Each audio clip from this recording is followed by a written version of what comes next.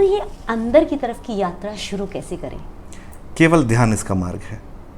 अंदर की यात्रा ध्यान के मार्ग से ही पूरी की जा सकती है। अब ये ध्यान भी बटा हुआ है, जो हम योग करते हैं, जो योगा है, क्या वो जो ध्यान सिखाते हैं वो ध्यान है या ये कोई और ध्यान है जिसकी आप बात कर रहे हैं? नहीं, ध्यान वो है जो 2-4 आसन करके पब्लिक को फैंटेसाइज करके उनका आकर्षण खींचकर किया जाने वाला ध्यान नहीं है। ये वो ध्यान है जो व्यक्ति सुबह उठता है और रात को सोता है, उसके बीच में जो प्रतिपल घटने वाली जो घटनाएं हैं उनको होशपूर्वक देखकर, एक एक इवेंट को, एक एक घटनाएं यदि हो रही है, व्यक्ति भोजन कर रहा है तो बहुत होशपूर्वक हो सकता है, व्यक्ति चल रहा है सड़क पर तो होशपूर्वक हो सकता है, समाज में कहीं उठ बैठ रहा है, कोई शोर शराबा है, कोई भी नित्य कर्म वो कर रहा है, यदि वो कर्म होशपूर्वक होने लगे,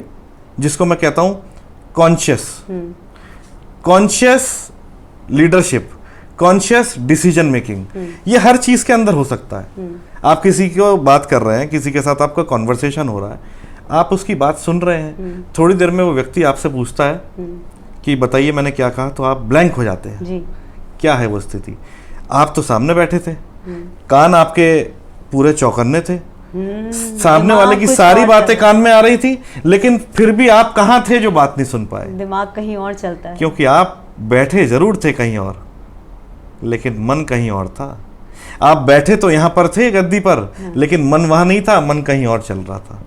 उस मन को जो बाहर बिखरा हुआ है, उस बिखरे हुए मन को पूरी तरह समेटकर अपने भीतर ले आना और ये जानना कि जो मेरा बाहर फैला हुआ है, मुझे इसको समेट करके वापस ले आना है। इस वापस समेटने को ही मैं ध्यान कहता हूँ। अच्छा, ये थोड़ा सा पर्सनल क्वेश्चन हो जाएगा। आप बहुत यंग हैं और जिस एज में आप हो करके अब लोगों को आप ज्ञान दे रहे हैं, मार्गदर्शन दे रहे हैं, तो आपकी जर्नी इस तरफ को कैसे मुड़ी? क्या आप पैदा ही इस इंक्लिनेशन के साथ हुए थे या फैमिली ऐसा आपको मिला था जिसमें कि आपको आध्यात्म का रास्ता मिला, या ये आपकी पूर्व जन्म की कोई कॉलिंग है जिसने आपको धीरे धीरे धीरे करके इस पद पर खड़ा कर दिया?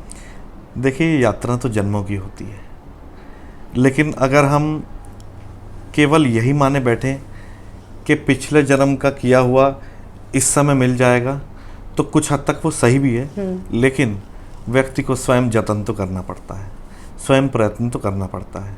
एक समय ऐसा था जब मैं भी बेहोश था, एक समय ऐसा है कि मैं भी जाग गया हूँ।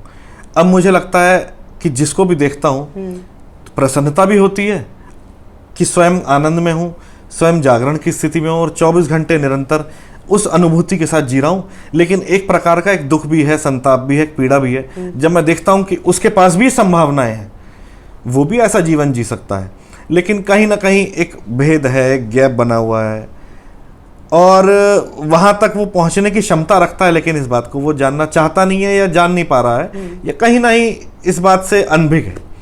तो ये जो जानने की बात है ये बहुत जरूरी है और व्यक्ति स्वयं ही इस बात को समझ सकता है कि मैं किस लिए पैदा हुआ हूं। तो एक फंडामेंटल क्वेश्चन है, एक बहुत महत्वपूर्ण प्रश्न है व्यक्ति को, जो हर एक व्यक्ति को पूछना चाहिए। जो भी हमारे इस कार्यक्रम के माध्यम से लोग सुन भी रहे हैं, मैं उनको भी ये बात कहता हूँ, इसी क्षण में पूछें कि मेरा जन्म क्यों हुआ है, मैं यहाँ पर कैसे आ गया, what is the purpose of my existence, what am I hear for, what am I doing. ये 3 प्रश्न व्यक्ति को रोज पूछने चाहिए अपने आप से, और अपने आप धीरे धीरे धीरे करके जो हमारा मन है, जो हमारा चित्त है, उस पर से पड़ी धूल हटनी शुरू हो जाएगी। अब देखें, एक शीशा होता है, शीशे पर यदि धूल पड़ी है तो क्या वहाँ पर अपना अक्स दिखाई देता है, अपना चेहरा दिखाई देता? नहीं। लेकिन यदि एक गीला कपड़ा लें और उस शीशे पर मार दें तो कैसा चमचमाता चेहरा दिखाई देता है। उसी प्रकार हमारे चित्त पर भी धूल पड़ी है। उस चित्त की धूल को ध्यान के कपड़े से, ध्यान के गीले कपड़े से जैसे जैसे हम मिटाते हैं तो हमारा चित्त का दर्शन होता है, स्वयं की अनुभूति होती है, मैं कौन हूँ इसका पता चलता है। आपको ऐसा क्या मिला अध्यात्म के अंदर जिसने कि आपको ये मोटिवेट किया कि अब आप लोगों को जो अपने पास आपको मिला है वो आप बांट रहे हैं? मैंने कुछ प्राप्त नहीं किया। ये सुनने में बहुत कॉन्ट्राडिक्टरी लगेगा, बहुत विरोधाभासी लगेगा, पर मैंने रत्ती भर भी कुछ प्राप्त नहीं किया। मैंने सब कुछ खोया। मैंने अपना अहंकार खोया, मैंने अपना काम, क्रोध, लोभ, मोह, मद ये सब खो दिया। इसके बाद मैं बच गया। तो आप ये कह सकती हैं अगर कुछ पाना ही है तो मैंने स्वयं को पा लिया। क्या बात है, क्या बात है। अच्छा, इस वाले जो आप हमारा जो पथ है, आध्यात्म का पथ, इसमें जो मैंने सबसे प्रीडोमिनेंट एक जो लोगों के अंदर एक बदलाव या एक चीज़ देखी है, वो है लोगों का ईगो, एक उनका अहंकार। और मैं हमेशा से ये सोचती आई हूँ कि अगर कोई ऐसी पोजीशन पर है जब आध्यात्म के पथ पर आप चल रहे हैं, तो सबसे पहले त्याग ही तो इस अहम का होना चाहिए। पर ये अहम कभी जाता नहीं। आपको क्या कभी ऐसा किसी पॉइंट पर लगा कि आप एक गुरु हैं, आपके बहुत सारे अनुयायी हैं, और कभी किसी बात पर आपको ऐसा लगा कि इस अन्याय को मुझसे ऐसे नहीं बात करना चाहिए, या हमारे बीच में एक डिस्टेंस होना चाहिए जो कि मैं श्रेष्ठ हूँ?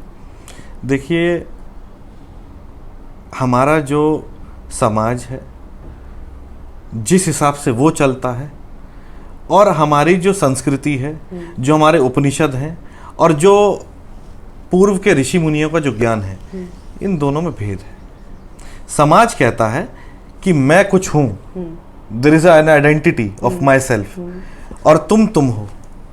लेकिन जो हमारा ये कल्चर है, जो संस्कृति है, वो ये कहती है वसुधैव कुटुंबकम, हम एक ही कुटुंब के, एक ही परिवार के अंश हैं। अच्छा, अब दूसरी बात, अहम ब्रह्मास्मि, जिसको हम कहते हैं कि मैं ही ब्रह्म हूँ।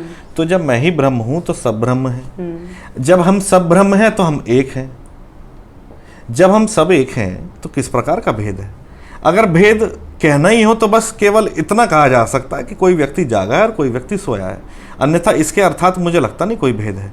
चाहे वो स्त्री हो, पुरुष हो, बच्चा हो, बूढ़ा हो, कोई भी हो। ये तो बाहर के आवरण है, जिसको हम कहें कि बाहर का पैकेजिंग है, एक पैकेट है। पैकेट अलग हो सकते हैं लेकिन बिस्किट सब में सेम होता है। इसी प्रकार से ये बाहर का जो आवरण है, शरीर सबके अलग अलग है, लेकिन इसके भीतर जो चेतना है वो तो सबकी एक ही है। वो तो दिव्य ज्योत है। अब आप उसको स्पिरिट कहें, सोल कहें, ज्योत कहें, जो मर्जी आप उसको नाम दें, पर वो एक चीज़ ऐसी है जो आपको एक दूसरे के साथ बांधती है। जब एक दूसरे के साथ आप बंधा हुआ अनुभव करेंगे तो आपको कभी भी ये अनुभव नहीं होगा कि मैं इस व्यक्ति से भिन्न हूँ। तब आपको जो अनुभूति होगी वो ये होगी कि ये और मैं, हम दो नहीं हैं, हम एक हैं।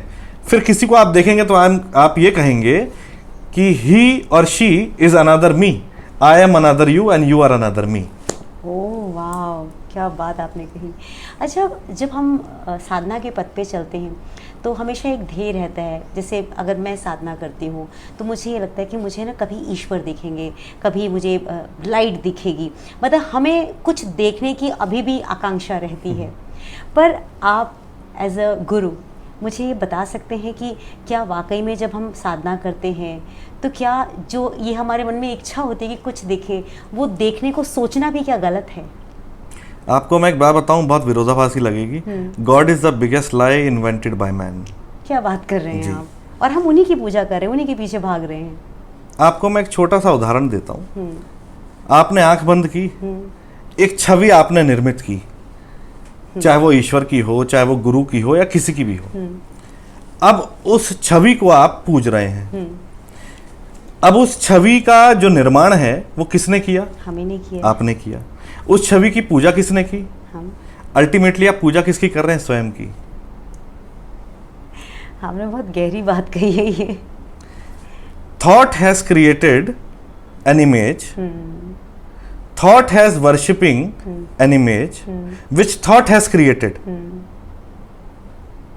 Thought has created an image and worshipping an image which thought has created and calling it a god. So it simply says the man is ultimately worshipping himself and calling it God.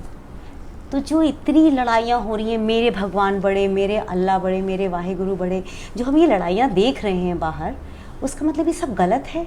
ये हम सब झूठ मूठ का लड़ रहे हैं? जब सब कुछ क्रिएटेड बाय अस है तो फिर ये झगड़ा क्यों? आपने बचपन में बच्चों को गुड्डा गुड़ियों का खेल खेलते देखा होगा। जब बड़े हो जाते हैं तो क्या वो उन्हीं गुड्डा गुड़ियों से खेलते हैं? बचपन में बच्चों को लड़ाई करते देखा होगा गुड्डा गुड़ियों से। बड़े होते हैं तो हंसी आती है। ये समाज के सोए हुए लोग हैं, ये मूर्ख लोग हैं, उद्दंड लोग हैं, जिनको जरा सा भी ज्ञान नहीं है। मूर्खता का प्रदर्शन करते हैं समाज में लड़ाई करके कि वो बड़ा है और वो बड़ा है। और ऐसा कौन सा ईश्वर है जो ये सिखा रहा है आपको कि दूसरा छोटा है और आप बड़े हैं? मैं मानता हूं यदि कोई ईश्वर ये सिखाता है, यदि कोई ग्रंथ ये सिखाता है कि हम बड़े हैं और दूसरा छोटा है, तो मैं मानता हूं वो ग्रंथ मूर्खों ने लिखा है। वो डेड बॉडी हो गया, वो ग्रंथ नहीं है, that is a dead body. तो कहीं आपको ऐसा नहीं लगता कि जितने भी अलग अलग पंथों के जो हेड हैं, जो उसकी अध्यक्षता कर रहे हैं, जो स्पिरिचुअल लीडर्स हैं, ये उनकी जिम्मेदारी नहीं है कि वो इन चीज़ों पर से जो पर्दा पड़ा हुआ है लोगों के दिमाग में, वो हटाएं? कभी नहीं हटाएंगे। ये धर्म के ठेकेदार कभी नहीं चाहेंगे कि इन चीज़ों से पर्दा हटे, क्योंकि जैसे इन चीज़ों से पर्दा हटेगा समाज जागरूक हो जाएगा, समाज जाग जाएगा।